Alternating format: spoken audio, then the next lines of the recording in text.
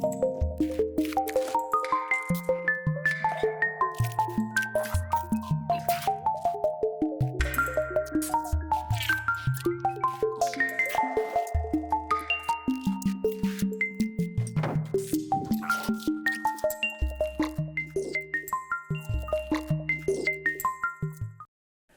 հարգելի հեռուստադիտողներ, մենք շարունակում ենք մետադարաշրջան հանրային կյանքի թվային բլոկչեյն տրանսֆորմացիա հաղորդաշարը։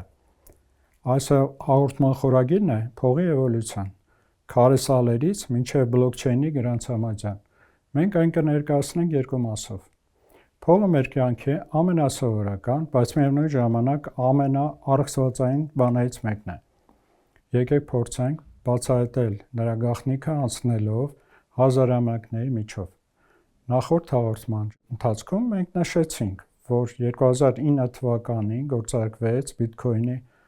Genesis բլոկը և աշխարհում ծնվեց թվային առաջին փողը, բայց ինչ է փողը և ինչու է բիտքոյնը համարվում փող։ Այս հարցին պատասխանելու համար նախ պետք է արձանագրենք, որ փողը իր էությամբ ոչ թե նյութական առարկա է, այլ մտքի արգասիկ, ոչ նյութական ակտիվ, հիմնված հանրային կոնսենսուսի վստահության և պայմանականության վրա։ Փողը որպես քաղաքակրթական կարևոր օպերացիոն համակարգ իրականում հանդիսանում է սոցիալական մեծագույն գյուտ։ Դրա կարևորությունը մարդկության համար չի զիջում անիվի հայտնագործությանը։ Այն դուրս է պարզ փոխանակման միջոցի նեղ սահմանումից։ Այն մշտապես կոդավորել է սոցիալական հարաբերությունները և ձևավորել հավաքական հիշողություն և առաջնորդվել ապագայի կառուցման շրջանակը։ Այդ ամենը կատարվել է կոնսենսուսի միջոցով, բայց այս համակարգը ունի երկակի բնույթ։ Մի կողմից այն առաջընթացի անփոխարինելի շարժիչն է, որը թույլ է տալիս մասշտաբայնացնել և կազմակերպել մարդկության համագործակցությունը հսկայական մասշտաբներով։ Մյուս կողմից էլ այն պատմականորեն ծառայել է որպես ճնշման, վերահսկողության և շահագործման կատարյալ գործիք։ Հին աշխարհի ստրկատիրական համակարգերից մինչև մեր օրերը պետություններն ու կայսրությունները օգտագործել են տրամական համակարգը հարկեր հավաքագրելու, բանակները ֆինանսավորելու և միլիոնավոր մարդկանց տնտեսական վարքագիծը վերահսկելու համար։ Ցանկացած հաջողված կենսունակ արժույթ, անկախ պատմական ժամանակաշրջանից կամ տեխնոլոգիական լուծումից, պետք է արդյունավետ իրականացնի 3 հիմնական գործառույթ։ Առաջինը ունիվերսալ վճարամիջոց, երկրորդ արժեքի ստանդարտ չափման և հաշվառման միավոր, և երրորդ արժեքի պահպանման և կուտակման միջոց։ Որպես լրացուցիչ գործառույթներ նշում են նաև հետաձգված վճարման ստանդարտի միջոց և 5-րդ համաշխարհային փող։ Կրիպտոարժույթը կարելի է համարել լիարժեք փող միայն այն դեպքում, երբ այն բավարարի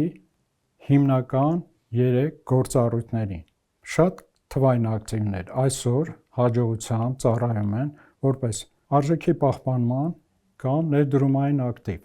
սակայն դեռևս լայնորեն չեն օգտագործվում որպես վճարամիջոց և հաշվառման համընդհանուր միավոր։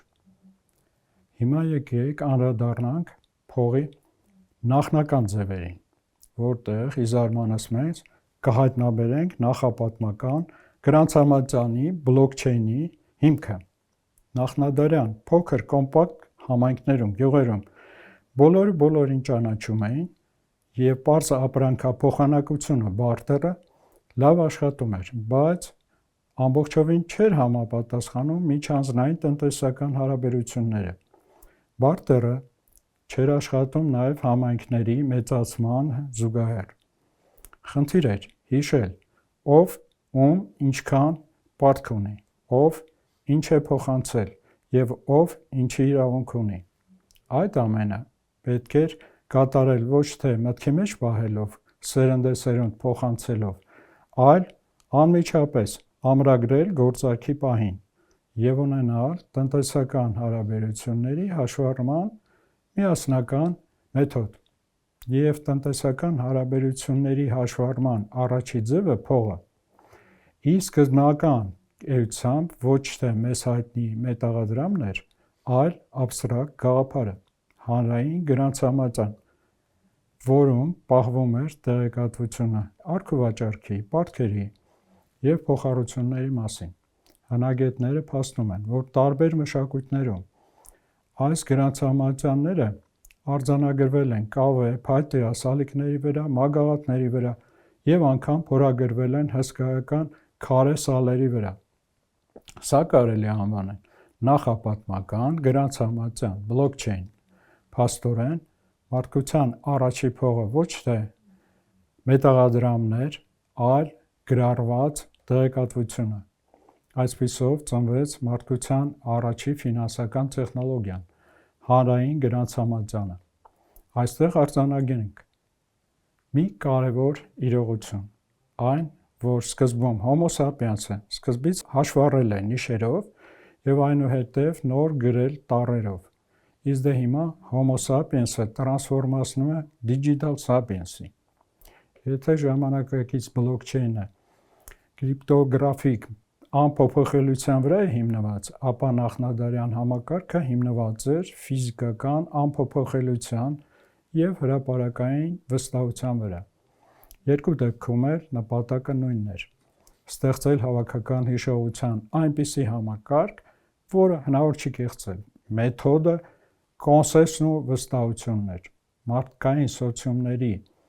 ընդարձակումով պայմանավորված քաղաքներ, պետություններ, կայսրություններ հաշվառման նախնադարյան գրանցամատյանը կավե փայտե կրիչների վրա այլևս չէր ապահովում անհրաժեշտ կոնսենսուս և վստահություն։ Շատ պարզ պատճառով՝ սոցիումների տարբեր համայնքներում, ծայրամասերում մարդիկ չէին էլ ճանաչում միմյանց, էլ ինչ վստահության մասին կարող էր խոսք լինել։ Այդ իսկ առումով ժամանակի ընթացքում մարդկությունը սկսեց օգտագործել ապրանքային փողի տարբեր ձևերը։ Արձանագրենք, որ աբստրակտ հիշողության գրանցումից անցումը դեպի ֆիզիկական կրիչների հիմք հանդիսացավ փողի հաջորդ կարևոր տրանսֆորմացիայի համար։ Կարճ անցնենք փողի էվոլյուցիոն ժամանակագրական պատկերով։ Ամենավաղ ձևը ապրանքային փողն էր։ Մ.թ. 9000-ից մինչև 3000 թվական փող էր համարվում այն, ինչ արժեք ուներ, տնային կենդանիները, հացահատիկը, աղյուսները, թանկարժեք մորթիները և այլն։ Այնուհետև եկավ մետաղադրամի դարաշրջանը։ Մ.թ. 7-րդ-6-րդ դարեր, Մ.թ. 650-600 թվականներ, Լիդիա, ներկայիս Թուրքիայի տարածք, առաջին պաշտոնական մետաղադրամները, ոսկու և արծաթե համաձուլվածքը, Մ.թ. 500 և 300 թվականներ, Հին Հունաստան, Պարսկաստան, ոսկե և արծաթե մետաղադրամների լայն տարածում, Մ.թ. 300 մինչև 100 թվական, Հին Հռոմ, մետաղադրամների զանգվածային ստանդարտացված կիրառում։ Հայաստանում Տիգրան Մեծի օրոք Մ.թ. 95-55 թվականներին դրամը դարձավ հայկական պետականության կարևորագույն խորհրդանիշներից մեկը։ Հետաքրքիր է թղթադրամի առաջացումը։ Արձանագրենք մի փաստ։ Չինաստանում և Ասիայում թղթադրամը առաջացավ Եվրոպայից 1000 տարի առաջ։ Տեսեք, 7-8-րդ դարեր Չինաստան, առաջին թղթադրամները, հայտնի Վեյ Ցյան, թռչող փող։ 9-րդ դարում Չինաստանում պաշտոնապես ներդրվեց թղթադրամների համակարգը։ Մոնղոլների կայսրություն 13-րդ դար Չինգիզ խանի և Խուբիլայ խանի ժամանակ թղթադրամների լայն տարածում։ Եվ նոր գալիս ենք Եվրոպա, 17-րդ դար Շվեդիա, 1661 թվական և 1694 թվական Bank of England, առաջին եվրոպական թղթադրամները։ 18-րդ դարը գաղութատիրության և համաշխարհային առևտրի արագ ընդլայնումն էր։ Այդ ժամանակ միջազգային առևտրի առաջի գլոբալ արժույթներից էր իսպանական արծաթե դոլարը։ Դրան զուգահեռ բրիտանական և ֆրանսիական ֆինանսական համակարգերում լայնորեն տարածվեցին ոսկով և արծաթով ապահովված թղթադրամները։ 20-րդ դար 1971 թվական ԱՄՆ-ում դոլարը անջատվեց ոսկուց, սկսվեց ֆիատ փողի դարաշրջանը։ Վերադառնալով Եվրոպա, Շվեդիա 1661 թվական։ Նշենք, այդ ժամանակ մետաղադրամները սուղ պակասը կար և մետաղադրամները շատ ծանր էին կշռում։ Դրանց տեղափոխելը շատ անհարմար էր։ Շվեդիայի բանկը որոշեց թողարկել թղթեվկայականներ, թղթադրամներ, որոնք կարող էին փոխանակվել մետաղադրամների հետ։ Հետ գնալով ապրանքային փողին, նշենք, որ փող է հանդիսացել տարատեսակ ապրանքները, նրանց տարբեր հայտանիշների կարևորության առումով։ Դրանցից կաուրի խեցիները ժամանակագրական առումով փողի պատմության ամենատպավորիչ օրինակն են։ Դրանք օգտագործվել են Աֆրիկայում, Ասիայում, Խաղաղօվկիանոսյան կղզիներում շուրջ 3000 տարի, մինչև 20-րդ դարի սկիզբը։ Որևէ ազգային արժույթ երբևիցե նման տևողություն չի ունեցել։ Եթովպիայում կիրառվել է աղի աղյուսները, դրանք արժեքավոր էին իրենց կիրառական նշանակությամբ, բայց նույնիսկ լեզվական մտածողության մեջ պահպանվել է դրա հետքերը։ Անգլերեն salt, աղ, celery և աշխատավարձ նշանակում celerum լատիներեն։ Արձանագրենք մի շատ կարևոր բան ևս. փողը երբեք չի եղել բացառապես տնտեսական գործիք։ Բացի փոխանակման ու արժեքի չափման ու խնայողության միջոց լինելուց, այն պատմության ընթացքում միշտ եղել է հզոր սոցիալական և քաղաքական նշանակություն ունեցող գործիք։ Փողը եղել է իշխանության, ինքնության և քարոզչության կարևորագույն գործիք։ Եկեք տեսնենք, թե փողը ինչպես է ազդել հասարակության վրա։ Այն ծառայել է իշխանության ամրապնդման։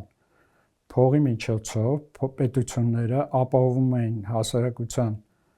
կայունությունն ու միասնությունը, ամրապնդում իրենց իշխանությունը։ Այն ծառայել է հասարակության բաժանմանը, նպատակի ունենալով նպաստել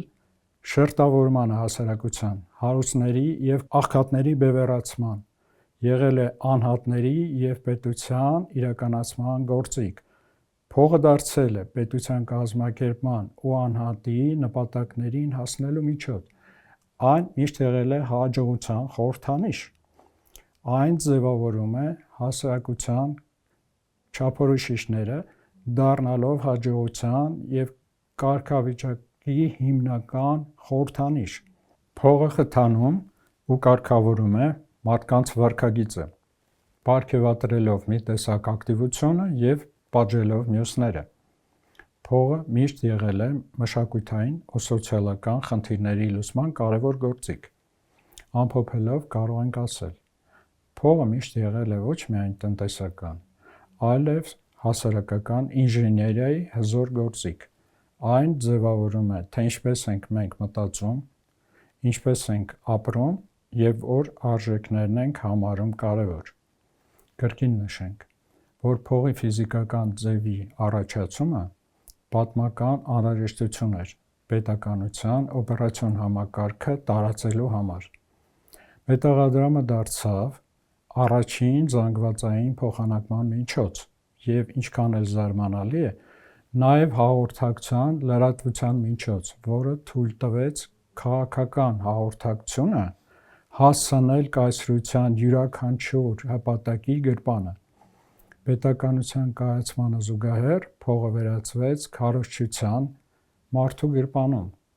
Հայկական դրամական պատմությունը լավագույնս ցույց է տալիս, թե ինչպես է դրամը դարեր շարունակ ծառայել քաղաքական ու մշակութային ինքնիշխանության ամրապնդմանը։ Եկեք միասին բացենք հայկական դրամի գաղտնագրերն ու սիմվոլները։ Տիգրան Մեծի օրոք։ Դրամների ճարտարապետությունը կայսերական բացարձակ հզորության դասական օրինակ է։ Արտաշեսյան ութանկյուն խույրը կամ թագը, տիեզերական աստղը և երկու արծիվների պարզ դիզայներական տարրեր չէին սրանք միայն, այլ ուժի, սուվերենության և ռազմավարական քարոզչության Օրինակ, սա կարելի ասել մասսայական մեդիացանց էր, որը ֆինանսական գործիքի միջոցով ամրապնդում էր տիրակալի լեգիտիմությունը, կայսերական բարձր հզորությունն ու հարստությունը ողջ առաջավոր Ասիայում, ուղերձ հղելով «Իմ կայսրությունը հավերժ է»։ Հարգելի հեռուստադիտող, աշխարհագրական և հոգևոր արժեքների այս ապանյութականացումը տեղափոխվում է ֆինանսական կրիչների վրա, մեզ համար շատ վաղուց հայտնի է։ Ազգային ինքնության տեսանկյունից բեկումնային էր Արտաշեսյան վերջի գահակալների Տիգրան Դեի և Էրատո թագուհու օրոք դեռևս մ.թ.ա. 8-ից 5-րդ թվականներին հատված դրամը, որի վրա մի կողմում պատկերված էր թագավորի և թագուհու պատկերները, իսկ մյուս կողմում աշխարհագրության սրբազան սիրտը, Արարատյան լեռան երկու գագաթները։ Ժամանակի լեզվով կարելի ասել սա պետական սուվերենության բրենդավորման առաջին պատմական փորձն էր։ Սա հոգևոր խորհրդանիշի յուրօրինակ թոքենիզացիա էր, երբ հայկական պետականությունը նյութական մետաղադրամը օժտեց տեղեկատվական և ինքնության բացառիկ արժեքով։ Բագրատունյան շրջանի Գյուրիկե Բեյի միջնադարյան դրամը վերածվում է մշակութային և կրոնական ինքնիշխանության։ Շարժական մշակութային հուշարձան է սա։ Սրա վրա պատկերված է Հիսուս Քրիստոսը և առկա է Մեսրոպատար տառերը։ Սա պատմության մեջ առաջի հայերեն գրության փողն է։ Այն դրանով տարածում էր ոչ միայն տնտեսական արժեք, այլ մի ամբողջ քաղաքակրթություն և դառնում մշակութային, լեզվական և կրոնական անկախության բացարձակ ուղերձ։ Հայկական իրականության մեջ այս պատմական ակնարկը ցույց տվեց, որ էվոլյուցիայի ընթացքում դրամը դադարեց լինել լոկ մետաղի կտոր, այն դարձավ պետության հեղինակության և ազգի արժեքային համակարգի կրողը։ Հաջորդ հաղորդման ընթացքում մենք կշարունակենք փողի ստեղծման թեման։ Շնորհակալություն ուշադրության համար։ Մեր կարգախոսն է թվային խոսքի իշխանություն։ Առողջ եղեք, կհանդիպենք։